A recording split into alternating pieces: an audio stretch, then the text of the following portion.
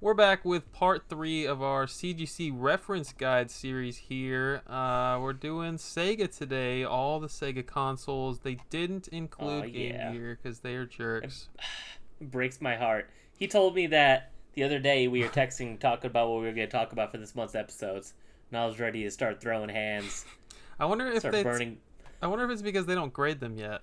Maybe, but it's weird because they grade everything else. I mean, Vita's a more awkward case to grade, I would assume, than Game Gear. They But might be doing Game I Gear. don't know. But yeah, welcome to episode 30 of Collective Perspective. Let's start right in with the Master System. Craig, I'm going to tell you right now, I'm no expert on Master System. What about you? I'm not an expert on Master System, but I was interested in collecting for the console for a while just because it has a fairly small full set. It's like less than 120 games, which is pretty crazy. But in my opinion, most of the games aren't really that great. So just not something that I stuck with for very long. But looking at this front page right here, they have a lot of good examples for their key titles and traditionals rarity, it looks like. Yeah, I think from what I understand, it was way more popular anywhere but It America. Yeah, it was a massive deal in Europe. So So we'll fire through these key titles here. As far as rarity goes, I think the only thing I know about is that Sonic with the sticker on the back, the which UPC thing that people are obsessed with.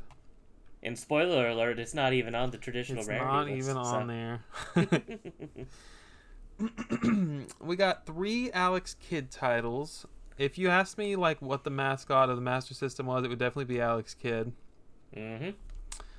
We got Altered Beast, Double Dragon, Fantasy Zone 1 and 2, Golden Axe, and Golden Axe Warrior, which I believe is a pretty pricey one. I think people really like that game. Yeah, that game is very expensive and actually pretty good. It's definitely one of the best Master System games. Outrun, one of the only Master System games I own somewhere in this room. We got Fantasy Star. Didn't know that was on the Master System. Yep, the OG. Rampage. Is that a port of from the arcade? Is that the same Yeah, Rampage? yeah. Rampage is on everything.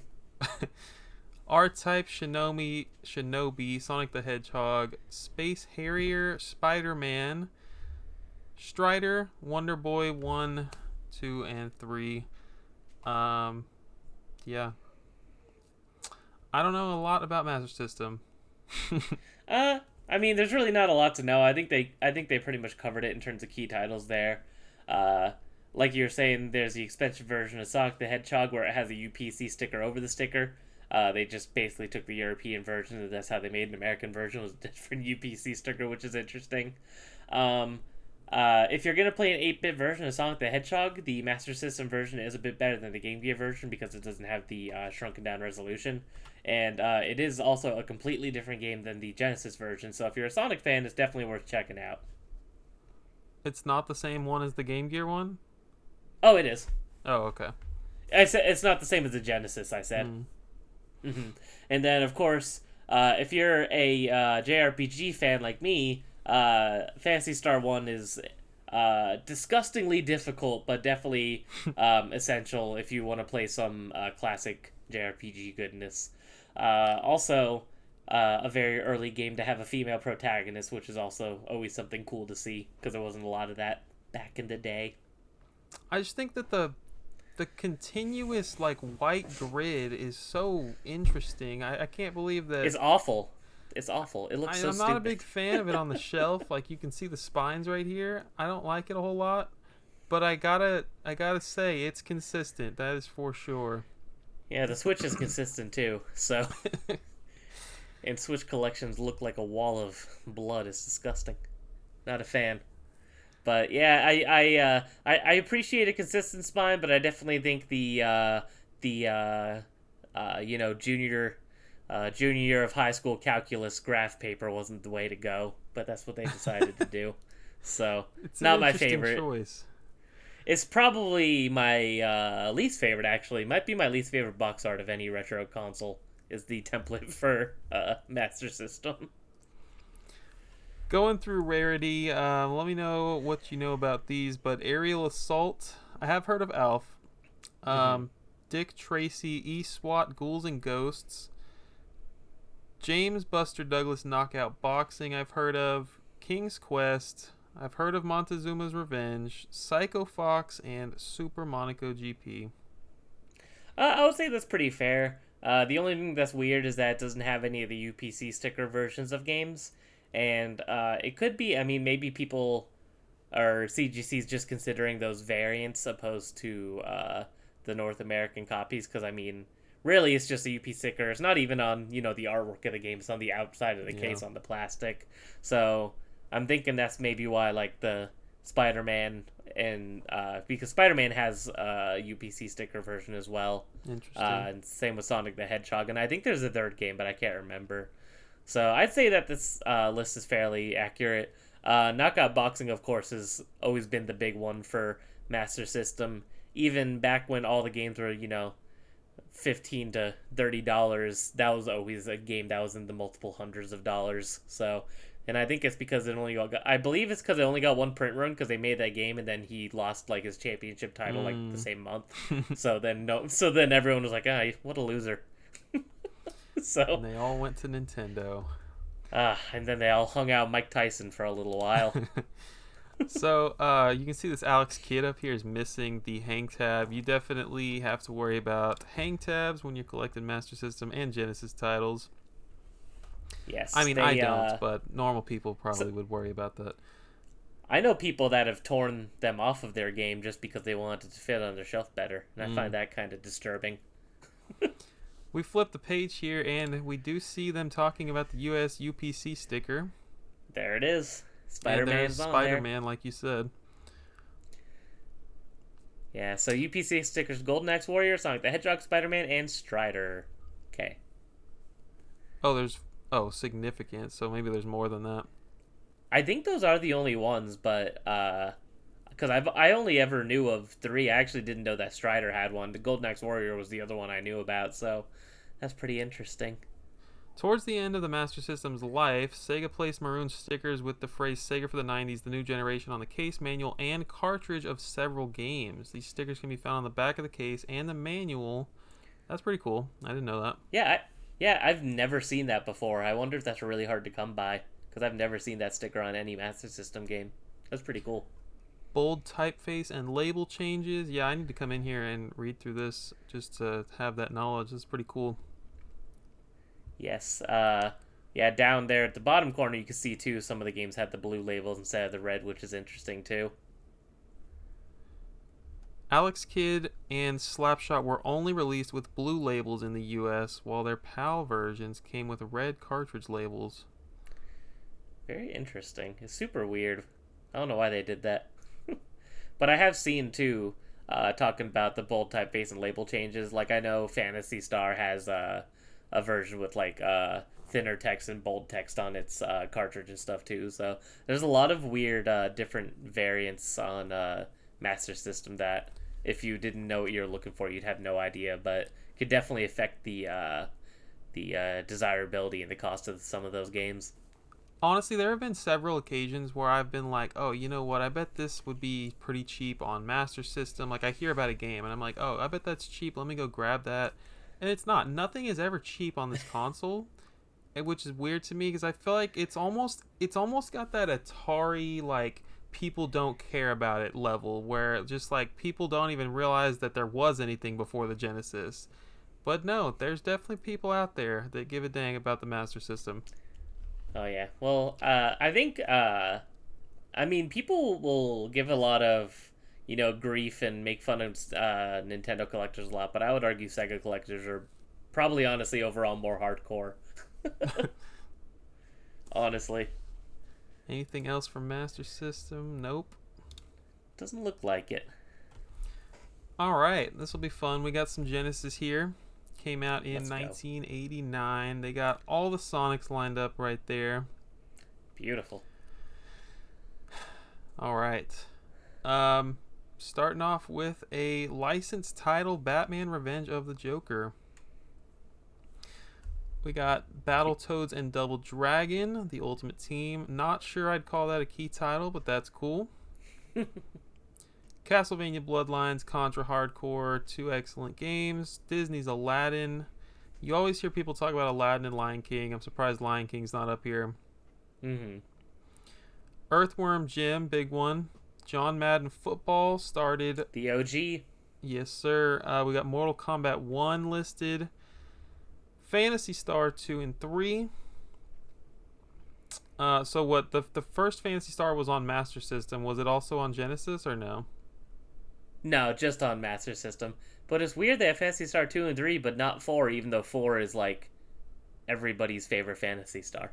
That's very bizarre. Like, that's the one that everybody praises. That's funny. We have 3 Shining games. Of course, we have Sonic. Yeah, I'm glad they didn't just throw every Sonic on here because it's Sonic, because really, the other ones are not key titles. I mean, Robotnik's Mean Bean Machine should be on here. Where's Sonic's 3D Blast? Exactly. Maximum Carnage is a great one to have on here. I don't know. Yeah. I could see it not making the cut for top 20 or whatever we have here. Mm-hmm. I could see Hyperstone Heist also not making the cut here. What? People love that game. People love the Super Nintendo version. Yeah, but isn't the Super one a different game? Isn't that Turtles in Time? There's Or definitely are they the same some game? similarities. And I didn't yeah, know they're not identical. Oh, okay. Street Fighter 2 Turbo, and of course the immaculate Streets of Rage 2. So I'm sitting here feeling completely heartbroken because the best Genesis game isn't listed on here. Rystar? Where is Rystar? That makes me happy. You know me. You already knew what I was going to say. Where the hell is Rystar? The best Genesis game by a country mile. And it's interesting Altered Beast isn't on here because I know it was on the Master System, but I think more people know of and have played the Genesis version than the Master System version. So kind of interesting Altered Beast isn't on here. Honestly, it's freaking weird Golden Axe isn't on here. I don't care if it was on Master System. Yeah, that's true too. That's a big one. Yeah, I absolutely think Rystar belongs on here. Because anyone who's played Rystar can tell you, like, it's better than all the Sonic games on the Genesis. I'm sorry. At least it's also the same team, but God, it's so good. It's incredible. But yeah, no Rystar, no Altered Beast, and then no Phantasy Star 4. Very bizarre to me. Golden Axe, and then I had another one. I feel like Eternal Champions was huge on the Genesis. I didn't live through the era, but I feel like that was a big one. Echo the Dolphin. Oh yeah, where's that go? And Vector Man. Vector Man was pretty big, made the mega hit series and all that. Man, Vector Man is not good, but I love it. Very nostalgic for it. I love that game. I played it a lot on the Dreamcast port, but they had like all the Genesis compilation. I played it on there. Love that game. All right, traditional rarity, shall we? Yeah, of course. Musha, the big one for sure, but let's go alphabetical here. Crusader of Senti definitely blew up in the last few years. That one's pretty crazy. God, I wish I had it. Elemental Master, wish I had that one. El Viento, we got... Never even heard of that.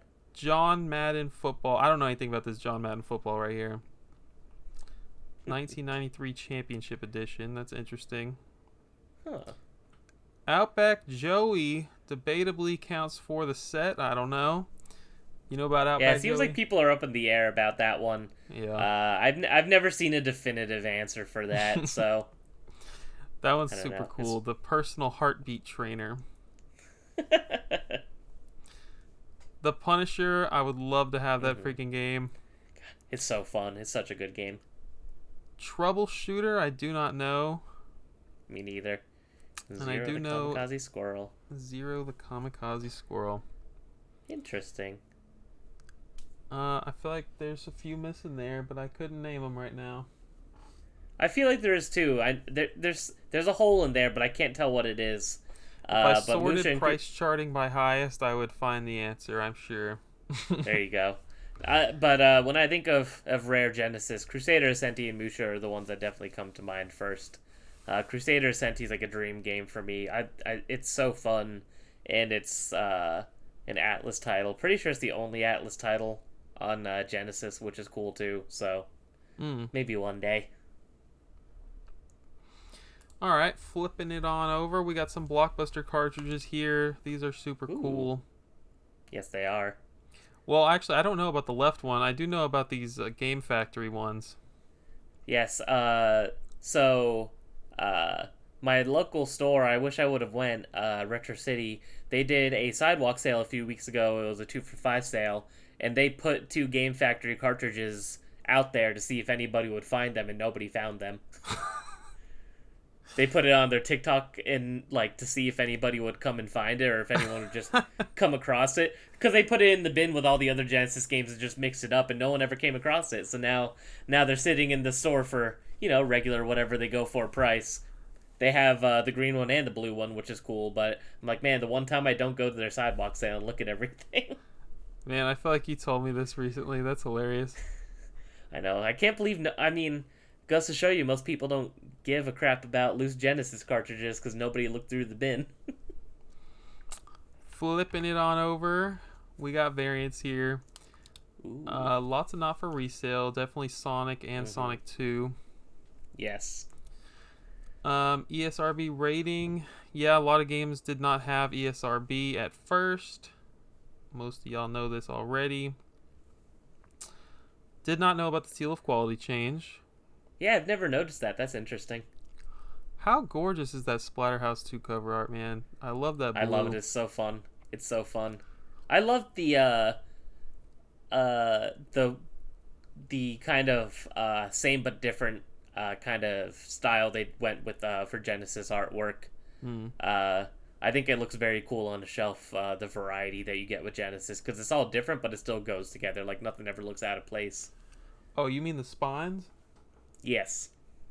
I don't know how to organize Genesis games. I try putting all the red ones in one section, and then after that, it's just hell, but I don't know, man. Yeah, it's interesting how they at first they kind of kept it all the same, and then one day they just kind of said, F it, do whatever you want, guys. Go wild. And then they went to cardboard instead of plastic, and it was a wild time. Looks like we have Japan versus U.S. country of printing variants. Always we important. have China, Japan, Taiwan, and U.S. production printings. And the Sega address changed. Common variants we're used to seeing. And we have more. Oh, yes. Lots of clamshell versus cardboard. Those are fun. What do you prefer? I mean, if I get a nice, clean cardboard, heck yeah. But it's never going to be clean unless I spend hundreds, you know? Yeah, I feel like whenever you come across cardboard Genesis games, they never look very pretty. They always look pretty roughed up. And I don't think it helps that a lot of them are that bright red. It's easier to tell the imperfections on it. Ristar is just cardboard, huh? Yeah, they never had a clamshell release for that one. Do you have that game? No, I don't. Makes me so sad. I need it. I almost bought it last time I went to Arizona. There was a complete copy for $250, and it was pretty clean, but that was just a little bit more than I wanted to pay for it at the time, so hopefully I'll come across it again soon. Of course, it's been like a year and a half, and I haven't seen another copy in person, but you never know. We have so much depth put into these variants, which is pretty sweet. And these aren't all just variants, but like different releases. So it looks like Road Rash 1, 2, and 3 have different EA boxes. You've got the clamshell, the large, and the slim. That is pretty disgusting. Yeah. Remember when I said I liked the variety? I changed my mind. Yeah, as soon as you start messing with the size, like, forget it. Yeah, that's where you lose me, buddy. They are definitely killing it in this Sega section, though. This CGC reference guide. Yes, they basically tell you everything you could possibly need to know. It's really cool. They have all these different clamshells. They show the different size cartridges to give you examples with different publishers. It's really cool. Moving on. But we're not out of the woods yet. We got Sega Classic. I have that Golden Axe sealed on the right, the lame one. The ugly one. Sega Classics games. We got a list here. Very nice. Interesting. Oh my God, Arnold Palmer, shout out. My dad's favorite drink. And the Mega Hit The series. Mega Hit. I'm pretty sure all of those were cardboard boxes. As far as I know, they were too. Oh yeah, that's Interesting what it how says. much the cover changed for X-Men. How funny. Totally different cover. I love that cover art. I need that game. I mean, I'm sure the reason they did it was because it was more expensive to print the glossy cover, but still interesting. Right. How funny. Any more variants? That's it. And we That's it. actually On have to a the next section for the Sega CD in this reference guide. Let's go. The Sega CD. You probably have more knowledge of this console than I do, but let's do it. A little bit. Batman and Robin. Is this the Yes. best way to play that game? I don't know if it's the best way, but it's definitely very, very desirable by Sega and Batman fans. It's kind of known as like one of the games for Batman fans. We got Android Assault, Batman Returns, Dark Wizard, Eternal Champions, Final Fight CD. Both Lunar games. You gotta have those Working Designs titles. Night Trap. Oh yeah. Road Rash, Samurai Showdown, Shining Force, Sonic, and Soulstar. I've never heard of Soulstar. Me neither. Interesting. The Amazing Spider-Man vs. Kingpin. One of the very few Sega CD games I own. We got Terminator, Star Wars, and Vey. Another Working Nice. Designs. Yeah, so if Working Designs is on the system, it's kind of considered, I think, key. At least for collectors. Right. We got traditional rarity here. Well, I mean, I'm assuming there's nothing you want to add for key titles. Nothing I could think of, honestly. I'm looking at that, and that seems pretty fair to me, so... We got traditional rarity here. I do know about just about all of these. Earthworm Jim Special Edition, super cool one. Fatal Fury Special, Flink, obviously KO Flying Squadron, the rarest of the Sega CD titles. We got Popful Mail, Radical Rex, Robo Aleste, Snatcher, The Space Adventure, and Wolfchild. Yes. It's very interesting because Sega CD, I would say, overall is a very weak system with a very weak library. But it's like when you look at the key titles and the traditional rarity, it's like the good stuff is really, really good. It's just that there's not a lot of it. But I mean, you look at Kia Flying Squadron, Popful Mail, Snatcher. I mean, if you like Sonic CD, Shining Force CD, there's a lot of really good stuff. The Terminator game is excellent. The Lunar game's excellent. Vey, excellent. There's a lot of really cool stuff on the Sega CD. Overall, like I said, not a great console, in my opinion, but the good stuff is, like, top-tier good stuff. Sounds like the N64. Pretty much.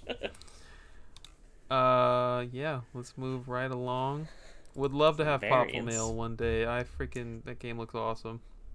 Look into the history about how they wanted to localize it as, like, a game about Sonic's sister. It's very interesting. Okay. I don't even own Sonic CD. You can get this lame freaking sleeve version. I want the big box real thing. Yeah, you can get a sleeve if you're a chump. Robo Aleste, I don't know anything about this game. Looks like Tengen published it. But Dope-ass cover art. I do love that. Oh, you know what's not on the key titles that I just thought of? Sewer Shark. That's kind of interesting because that came with like every yeah. Sega CD Sewer Shark. So kind Is of that a surprised that's not pack-in there. game? Yeah, it was packed in with like almost every Sega CD. So we got 4 different packaging variants: jewel long box, cardboard box, jewel case, or slip case. I don't know what that means. Slip case. Or is that what Sonic CD case? is in right here? I think so. Yeah. Okay.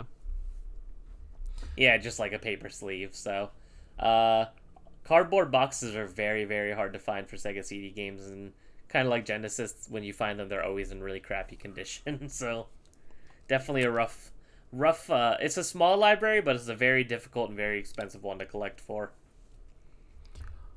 Moving along. So they didn't mention it. They might mention it here soon, but there's like that one or two Sega CD slash 32X games. Those are freaking weird. Yeah, I'm assuming it'll be. I mean, technically, I would count that as the 32X more than the Sega CD because you can't do it without the 32X. But I'm surprised they found this many key titles for the 32X. They just put the whole library there. How many games are on this? Like 50? It's around there. It's pretty small. Man. Let's fire through them. We got Afterburner, BC Racers, Corpse Killer, Doom. Isn't this a terrible port of Doom? Oh, it's considered the worst one, I think. Knuckles Chaotix, of course. Mortal Kombat 2, NBA Jam Tournament, Night Trap, Primal Rage, Shadow Squadron, Space Harrier, Star Trek, Star Wars Arcade, Tough Man Contest, and Virtua Fighter. I want you to look at the games on the left real quick and tell me what's wrong with Doom, and it'll bother you forever if you didn't already know. Oh my god. The 32X logo is different. It's the only game in the entire library where the 32X logo is flipped. I got a GBA game like that on the shelf that I can share with you guys. It drives me up the wall. That's crazy. So I don't know about Colibri, but apparently that's a traditional rarity title. Yeah, I have no idea what. It's a very weird. I think it's kind of like. I actually think it's a shmup, if I remember right, which is interesting. Yeah, Spider-Man's always been the big one. Pitfall, Tempo, World Series Baseball. Tempo also has a Game Gear game, Tempo Junior, for those of you that want to play a good Game Gear game. I do know that one. But yeah, yeah. The Amazing Spider-Man Web of Fire has always been the big boy for the system. Famously awful game. So. Yeah, I want that game. I want it CIB collecting dust on my freaking shelf so bad. Forever. Never to be played. Ooh, they don't even... Wow, they don't mention Sega CD 32X crossover at all. Oh, interesting. You turn the page and it goes straight to Sega Saturn.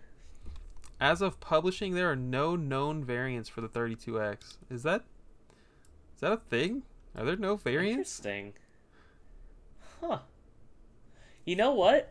Honestly, I could believe it because it was such a failure. Everything probably got one print run. So. There's probably a couple, but yeah, that's pretty crazy. Probably so hard to find that you wouldn't even know about it, though, you know?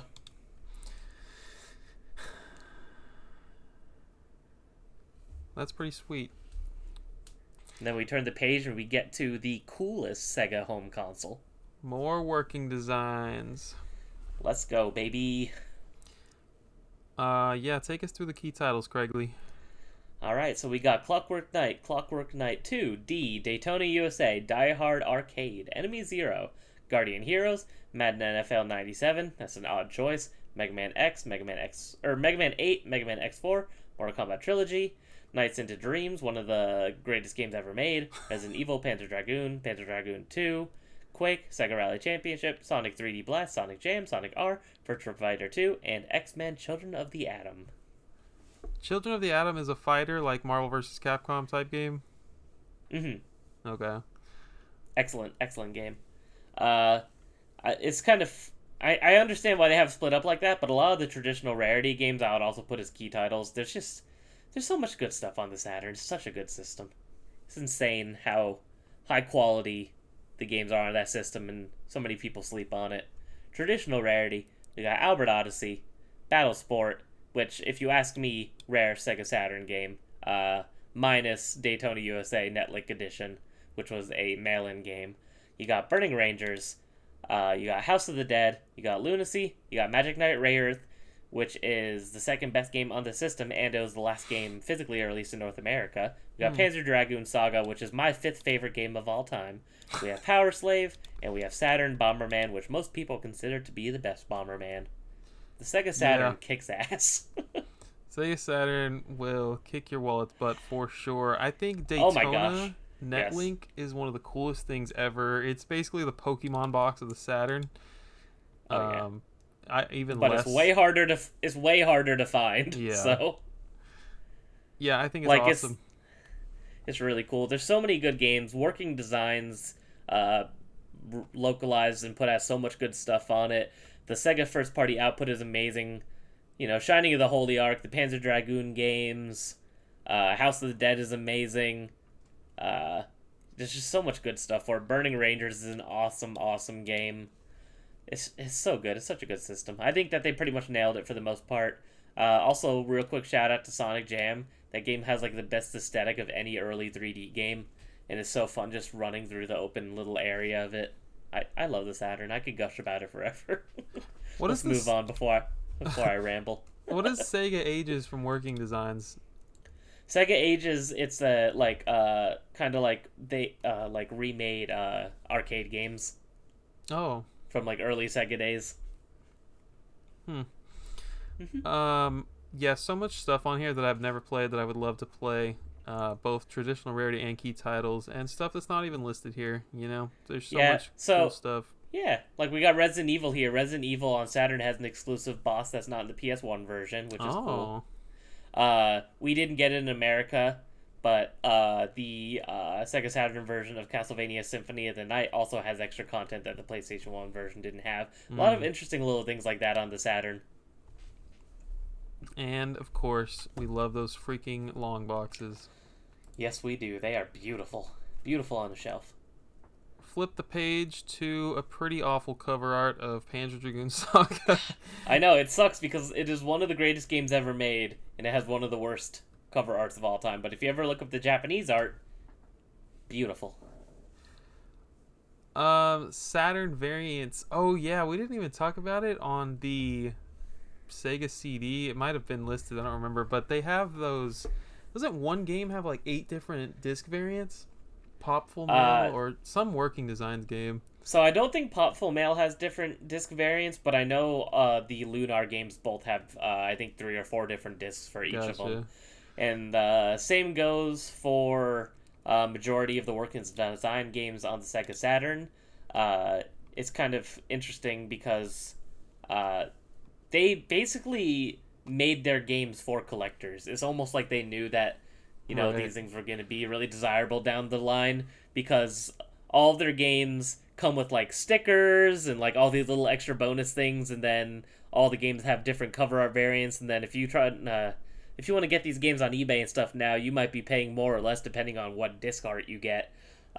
Even though like there's no proof of what disc art is harder to come by or anything like that. It's just that you're already paying so much for what's essentially a piece of art on top of a really good video game, and some people care about the art coming within the game that it comes with too. So definitely be sure if you're paying up for working as designs game that you're at least getting the disc art that you want.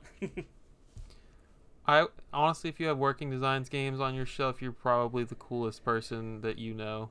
I mean, these games are so expensive. What could I say? What could I say? I'm pretty cool. So it says that they have disc variants recorded, like at the moment, 3 known for Magic Knight Rayearth, 4 for Dragon Force, and 2 for Albert Odyssey. And I swear I've seen 3 different ones for Albert Odyssey, so I actually think that might be incorrect. But I know Dragon Force is 4, and I know Magic Knight Rayearth is 3, because Magic Knight Rayearth has 1 for each of the girls. So we got not for resale stuff. We got packaging variants, which would include jewel long box, jewel case, or a slip case. And that's it for the Saturn. Yes, the Sega Saturn is amazing. If you can emulate it and experience some of these games, do so. If you can afford them, do so. You will not regret it. Craig, when are you going to go for the Dreamcast set? You know, it's hard because at one point I was going for it, and then I had a bit of a financial crisis with like insurance not going through for something, and I had a bit of a panic and sold it all. So I think the set's a little over 200, and I was about like 65-70% of the way there, and all those games are more expensive now than they were back then, so the motivation just isn't there. But honestly, if I were to go for a Sega set, I think I'd rather go for the Saturn over the Dreamcast now. So fair enough. I love them both, and I would love to have both, but I'm not a rich man, so I'm a patient man who has gotten lucky in the past, and that's why I have most of what I have. Not because I have a lot of money, it's because I see eBay sellers with 0 reviews and risk spending money on their games. Let's fire through some key titles. Let me know if you would add any here. Mm-hmm. Capcom versus SNK, Crazy Taxi, just the first one. We got Jet Grind Radio, Marvel vs. Capcom, Mortal Kombat Gold, NFL Love 2K, which got the 2K Sports line got its own freaking console because they were really pushing that. Yes, they were. That's why my dad bought a Dreamcast back in the day. Phantasy Star Online, Power Stone 1 and 2, Ready to Rumble, that's got to be the most common game on the Dreamcast. It's up there. Seaman, Shenmue, Sonic Adventure 1 and 2, and Soul Calibur, which is one word. Interesting. Yeah, I'd say that's a pretty fair list, honestly. I'm trying to think off the top of my head. I don't really think... I mean, maybe Resident Evil Code Veronica, I think, should be up there, since that started out as a Dreamcast exclusive before it got ported to everything. But other than that, I think that's a pretty fair list. Crazy Taxi 2 is kind of a forgotten game, even though it was on the Dreamcast as well, so I think that not being on there is kind of fair. I think it's weird that they did not put the kind of enhanced version of Phantasy Star Online 1 and 2 on there, just the vanilla version, but I guess as long as one of them there is good. Both the Power Stone games definitely deserve to be there, and I took a quick peek at the traditional rarity, and I would remove Skies of Arcadia from there, and I would put it into key titles, because Skies of Arcadia is not even a little bit rare, but it's definitely a Dreamcast key title. I think I agree with that. Mm-hmm. They have Resident Evil 2 pictured there, but it's not in here. Mm-hmm. Same with the Spider-Man on Dreamcast, which is definitely the best version of that game. That's the same thing with Rayman 2. I feel like it could be key title. Because that's the best version, right? Yeah. Mm-hmm.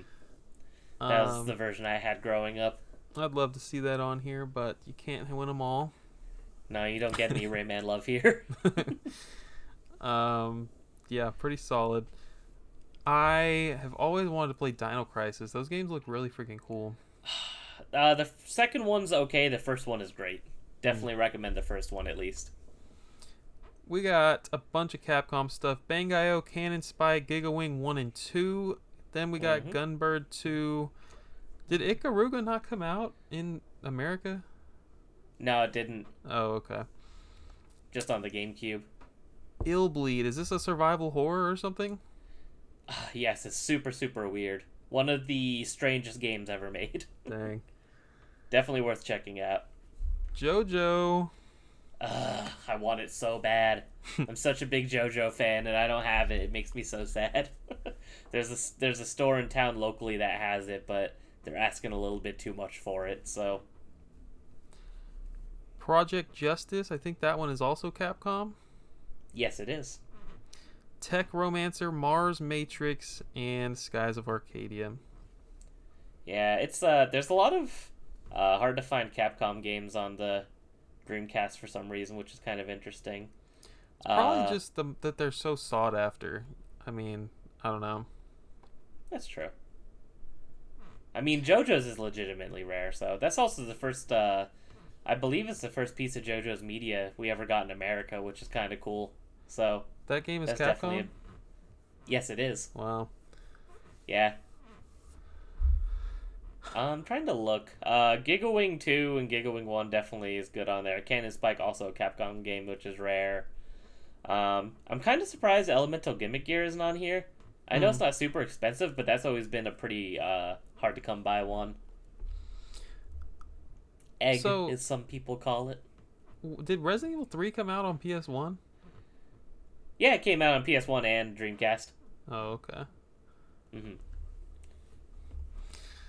Yeah, I think a lot more people played, or I think people assimilate Resident Evil, the first games, with the PlayStation. I don't remember. Sure. Oh, we haven't done PlayStation yet on these videos, but They're probably on there. I would be surprised if they aren't, but I'm not going to spoil myself just in case. Let's look at some variants. We got the Sega All-Stars nonsense, the equivalent of the Player's Choice. They have I don't think they look bad, though, honestly. I feel like the Sega All-Stars doesn't look too shabby. I don't think I have any, actually. I ain't against it. We got 17 titles listed here. Apparently Power Stone made Sega All-Stars. I did not know that. Yes, it did. And Marvel vs. Capcom and House of the Dead 2. Wow. Here's a fun Dreamcast fact for you all. Sonic Adventure 2 came out in America after the Dreamcast was already discontinued in America. We got Not for Resale. And that's probably it. That is indeed it. I'm not spoiling the PS1. Don't look. Oh no.